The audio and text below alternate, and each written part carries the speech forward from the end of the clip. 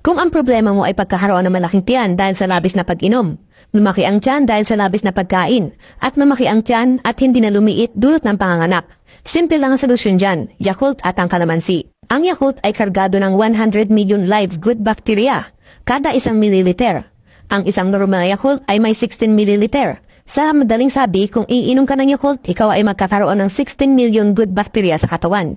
Hindi pa din sapat para labanan ang bakterya sa ating katawan. Habang ang kalamansi ay may taglay na citric acid, panlaban sa pamamagang tiyan at mahapding tiyan. Sa katamtamang pagkonsumo nito, nagagawa nitong malunasan ang sakit na ulcer at makakaiwas tayo sa pagkakaroon ng sakit na ulcer. Magandang panlaban din ito sa acid reflux. Napapabilis din ng kalamansi ang metabolismo ng tao. Kapag mabilis ang metabolismo, mabilis din itong natutunaw ang taba sa ating katawan, partikular na sa ating tiyan. Lagyan ng kalahating tubig. Take note, yung maligamgam na tubig ang ilagay. Tapos ay ihalo ang kalamansi at Yakult. Kung may mataas na acid, gawin ito